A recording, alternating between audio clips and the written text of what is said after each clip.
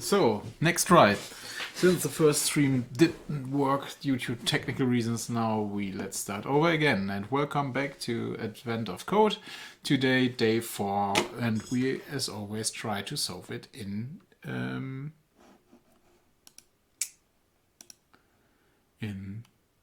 Go. Okay, so let's look at the puzzle that we need to solve today. Space needs to be cleared before the last supplies can be unloaded from the ships, and so several elves have been assigned the job of cleaning up sections of the cap. Every section has a unique ID number, and each elf is assigned a range of section IDs. However, as some of the elves compare their section assignments with each other, they've noticed that many of the assignments overlap.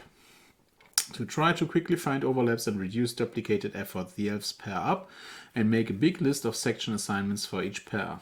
Okay, our puzzle input. For example, considering the following list of the assignment pairs: 2 to 4 and 6 to 8. Okay, for the first 2 to 3 and so on. For the first few pairs, this list means within the first pair of elves, the first elf was assigned sections 2 to 4, so sections 2, 3, and 4, while the second elf was assigned sections 6 to 8, sections 6, 7, and 8. Okay, yeah, so far so clear, no big surprise there. This example list uses single-digit section IDs to make it easier to draw. Okay, yeah, this is just a graphical representation where you see the individual sections and if they are overlapping or not. I think this is quite nice actually to show it, but it's not something that we actually need. So some of the pairs have noticed that one of their assignments fully contains the other. For example, 2 to 8 fully contains 3 to 7. Okay, and 6 to 6 is fully contained by 4 to 6. In pairs where one assignment fully contains the other, one elf in the pair would be exclusively cleaning sections their partner will already be cleaning. So this seems like the most in need of reconsideration. In this example, there are 2 such pairs. So in how many pairs does one of those ranges fully contain the other? Okay, so this is what we need to get. The problem is, yes, undo deleting. I already had the inputs that I was getting and before. It seems like I can't get them here again because our... okay, just say we have them here again, so fine. This is our input. Test is basically this test input here that we can use for testing our implementation of the problem, and then okay, let's start here. So we have our test.txt, we have our input.txt, which contains all the actual pairs. So let's go to implementing. Go file, we call it day 04, and it's a simple Go application. So what do we actually have? So let's begin by parsing the file, right? So this is no surprise, but we have this input file, which contains basically the values that we need to solve this puzzle for. Open, and then just use the test.txt for a start. So as always, it's a good idea to check for errors. So if this doesn't work for any reason, just panic, because we can't solve these issues automatically. So panic just this way. So next, the problem is we need to read these files again, as in the days before, line-wise. So each line is basically one item that we can consider as a single item. So therefore we need to read the individual lines. This is something that is available by this buff.io scanner. So we create a new scanner. And this scanner works on the input file. So it reads until it finds a new line, and then basically this is what we can then get it as a line. So, and this works by scanning. As long as something is in there to scan, and then we assign the line. We can retrieve the line from the scanner by scanner.text. Okay, so far no problem. Let's think about, okay, what we now need to do. So if we look at the input files, they are always separated. So we have two pairs. We have two, we have 2 to 4, the two lists of sections, let's say, section ranges, let's say it that way. So, and those are separated by a comma. So it makes sense to split the individual lines by the comma to get the individual parts. So let's do that. We have our ranges, let's say that's ranges, and then we split. Oh, this is something that we get from strings, split, and then our line, and we do this on comma. Okay, no problem as well. Now we have our individual ranges. So how do we get them, or how do we pass them, right? Because they are, again, two different values that are separated by a dash here in this way. So therefore, it might make sense to make a new function for that. So let's create a function, call them parse section range, and it takes a string, so section range as string, and it returns, what does it return? So it makes sense to introduce a new type for that, I think. So we define a new type that represents one single range of sections. So call it section range. And what defines the range? So usually we could list all the individual sections that are in there. This might make sense if we would have section ranges that are that are not contiguous. So but these lists that we have here, they are always contiguous, so and therefore it's enough to store the begin and the end section. So therefore we say begin, which is an end, is an int, and we have our end section, which is also an int. So this should be good enough for that. So, okay, how do we pass this now? Okay, we have our string, section range, and we can use the same method that we use for splitting the individual pairs here, right? So we can also do strings.split on section range and then just split it on the minus or the dash. So we get then basically the begin as string. Oh, the individual sections, let's say it that way. So, and then basically we need to convert them to an int, right? We don't want to store them as a string because we want to be able to easily check for overlapping and so on. It's easier to do this with, okay, there's something going on with the stream. Let me check what is going on.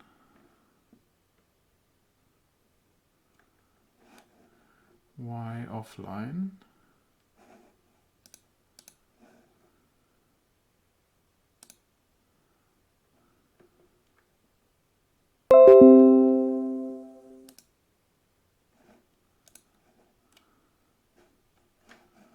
And now streaming again.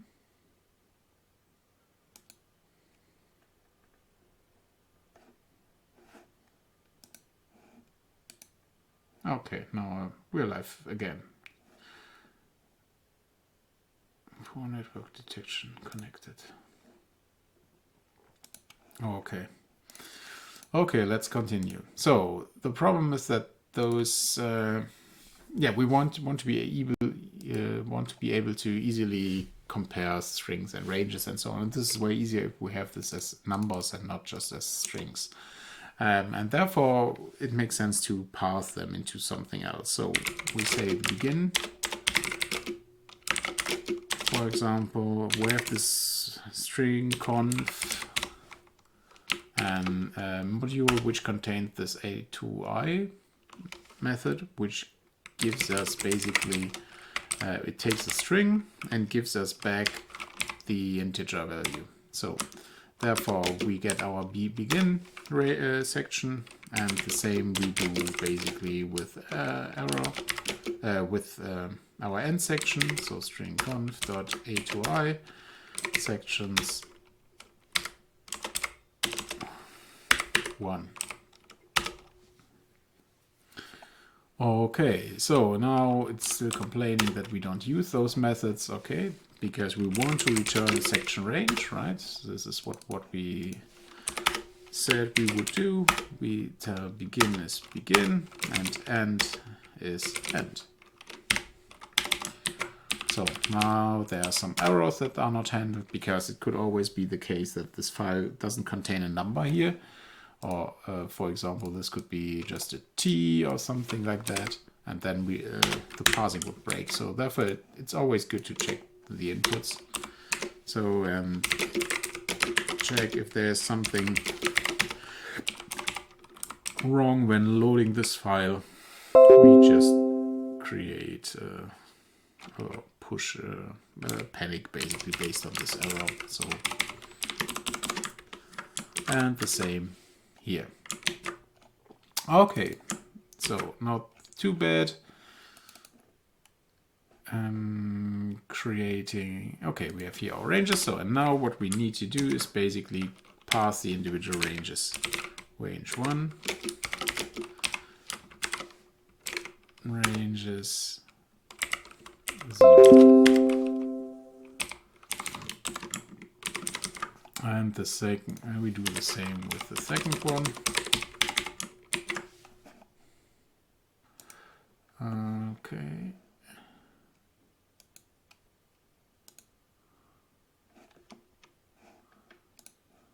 And now we need to find if they overlap, right? At least if we go back to the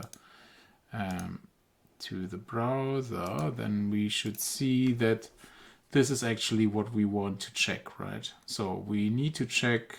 Some of those pairs have noticed that one of them that they are fully contained by the other. So, for example, 2 and 8 fully contain 3 and 7. So this is basically something that we need to check now. We have our section ranges, but how do we check for that? So, and this is not that complicated at all. We have our own section range. So this means we can easily add a function to this data object. So by creating func, say we have our section range, and then we call this includes, and use this to check if another section range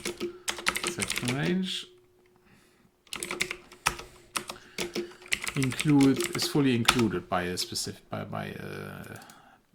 other section range. So this is basically the section range that we are using as the first one, and then we get a second one as a parameter. So, and then we can easily check this, for example, by checking if the begin and end, if they are basically within the same. So if sr.begin is equal or greater than the other section range, no, if it's smaller or equal, the other section range point begin,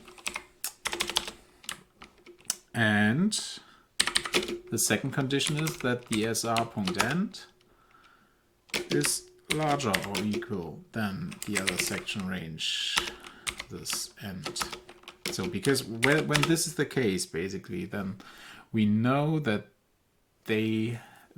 SR contains the other section range completely. So I think we don't need this exactly. We can just return this as a condition, as a value. Okay, and with this is we can just call it here and say, okay, if range 1 includes range 2.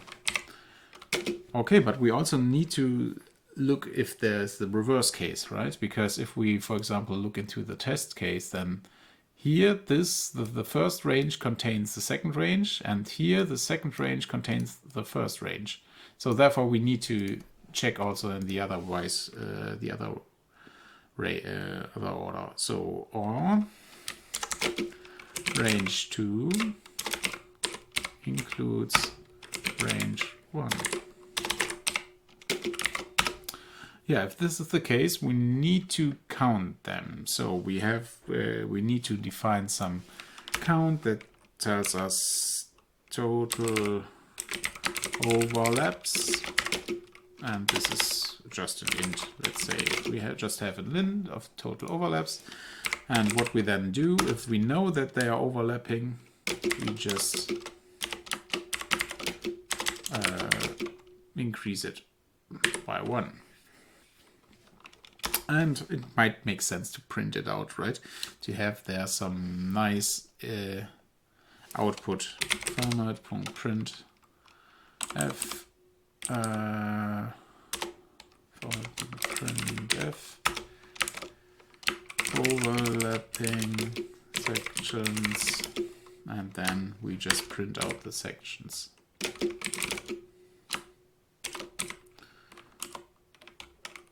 Full overlap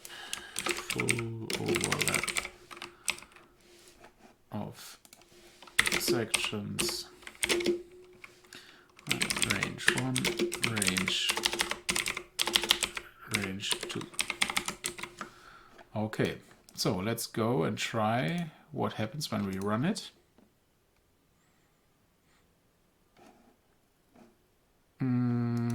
Nothing. There it starts. Okay, full overlap section. Oh, we forgot again the new line. Okay, and this doesn't look nice as well, right? So this is one section 2 to 8, and this is one section 3 to 7. I think we should write some method that makes this easier to read. So we say section range gets a new function that is called string and returns a string, and here we just return format.fprintf. No, printf. No. How do we convert it to a string and return the string? Not printf. fprintf writes to a writer. We just want something that returns a string. sprint. sprintf does that. That's it. Okay. So and here we just use our placeholder for decimals, and then sr begin, sr end, and return. Okay, let's run it and see how the input. This looks way better now. Okay, we have a full overlap of sections 2 to 8 and 3 to 7, and the section 6, 6 and 4 to 6. Okay, so far so good. This is basically what we can find in our test example. So let's run it on our main input.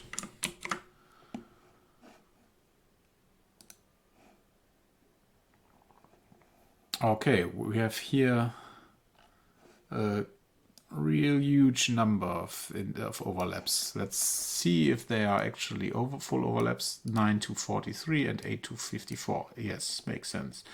40, 42, 39 and 73 makes sense as well. 99 to 969. Okay, so spot checking looks like basically what we are doing is correct, which is nice.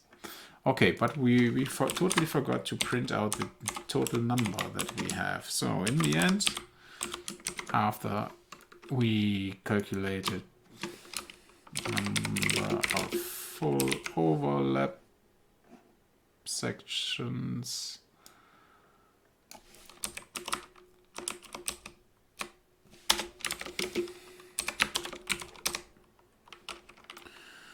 So, and what is it? Total overlap. Run it. 547. Okay.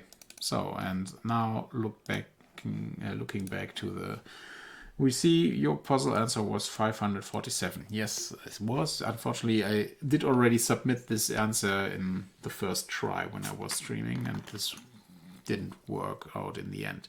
So therefore, this seems to be correct. Okay, so now let's continue with part 2. So it seems like there is still quite a bit of duplicate work planned. Instead, the elves would like to know the number of pairs that overlap at all. Okay, now it's not just about the full overlaps, but any overlaps. In the above example, the first 2 pairs, 2, 4, 6, 8, and 2, 3, 4, 5, don't overlap, while the remaining 4 pairs, 5, 7, 7, 9, 2, 8, 3, 7, and do overlap. Overlaps in a single section, overlaps all of the sections 3 to 7, overlaps in a single section 6, overlaps in sections 4, 5, and 6. So in this example, the number of overlapping assignment pairs is 4. How many assignment pairs do the ranges, in how many assignment pairs do the ranges overlap? Okay, so we need to know, we can now easily try to extend our example, right? Because currently what we have code that only checks for full overlaps. So what we would need to do is now implement some method that only checks also for partial overlaps. So I'll go back to maybe what do we actually need? How many pairs? So we need the number of pairs. We don't need the number of sections that are overlapping. So therefore, all this, if something overlaps in a single section or in multiple sections, we don't care. So for us, only important is that that those ranges overlap in any way. Okay, so let's implement that. Okay, going back to coding. So we need something similar to this includes, right? Because, but now it's not about includes, but just overlaps. So how do we know if something overlaps? So this can happen in different cases. Either the beginning of the other section range is within the section range. So if we have our section range, for example, from 2 to 5, then either the beginning or the end of the other section range must be within this range. Otherwise, they can't overlap, right? If the beginning isn't, no, they can overlap.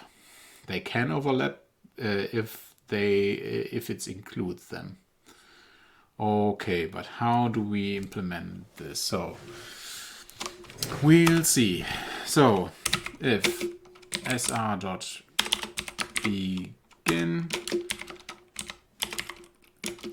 is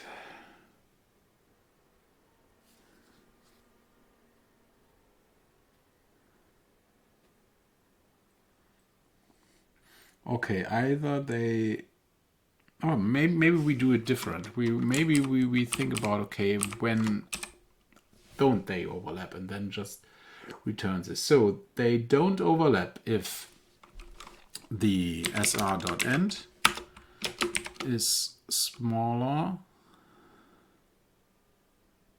than other section range.begin.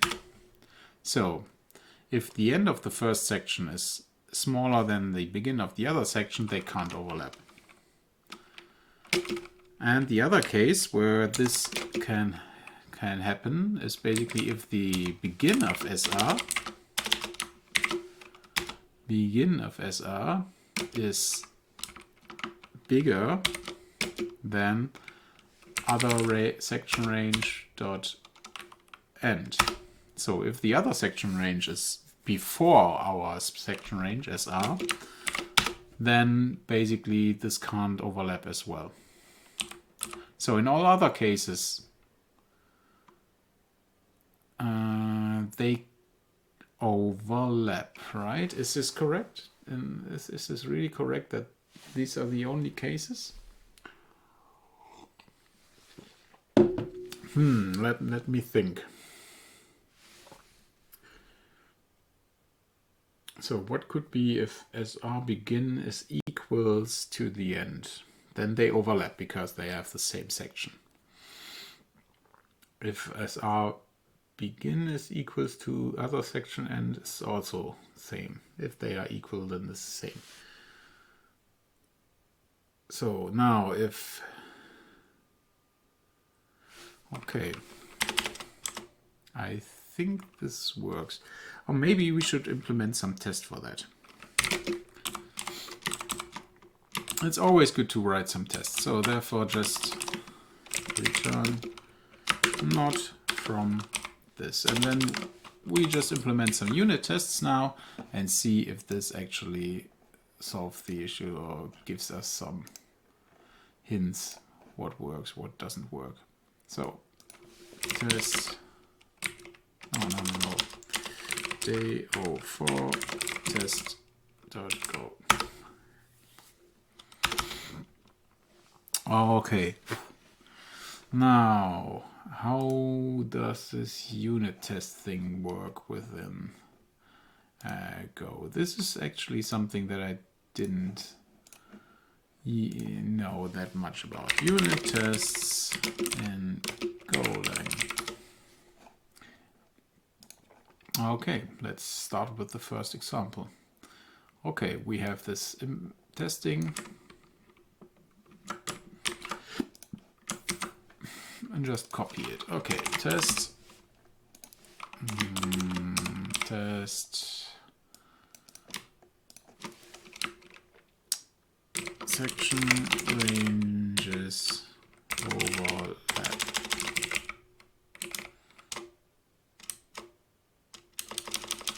First don't overlap because... No, don't overlap. Just make a test for that they don't overlap. So we have our SR1, which is a section range that begin to end 4, and our section range is 5 to 7. So, and then if SR1 dot overlaps SR2, then we should print out this T fatal F. Okay. Oh, this is nice.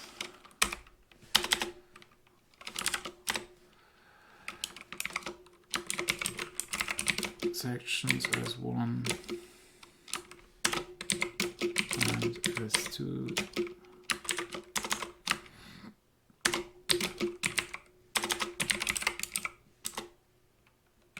Shouldn't overlap. And we have here S1, S2. Okay. SR2. There are section ranges, so therefore... okay. I totally forgot. Sorry.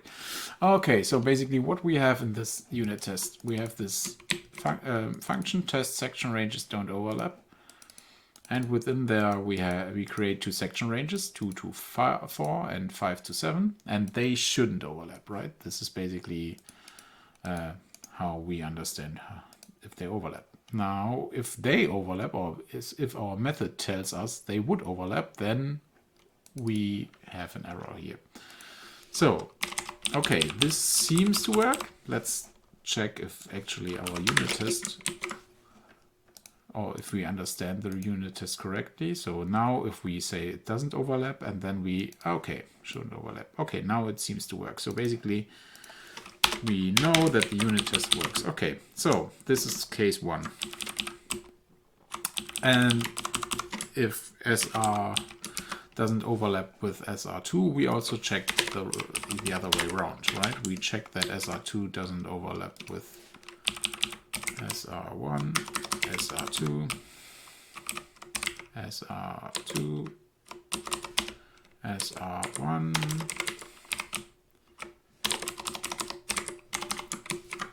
and this should also not overlap. Okay, looks good. So now let's check if we correctly detect every overlap. So therefore we have different cases. We have the cases where basically 2 to 5 and 4 to 7. This is where SR is in the beginning of the other one. So section ranges overlap. And it overlaps. If it doesn't overlap, should overlap. Right? Because now 2 to 5 and 4 to 7 should overlap. And this is also the same here. We just negate the condition and test it. Okay. Seems to pass, so this seems to work as well. So now let's test other possibilities where they can overlap. So we could also have the case that one includes the other one completely. So SR1 overlaps when they are not, they should overlap. Okay, they should overlap as well in the other way around. So run and test. Okay, seems to pass as well, which means for all our tests, they all pass. Okay, so this thing looks like our overlaps method is actually correct. So we tested it for different cases. So we can be quite confident that it works. So now we just need to count, going back to our overlaps, to our task at hand. So we just want to count how many pairs overlap at all, not totally. So we just use the same, we use a different counter,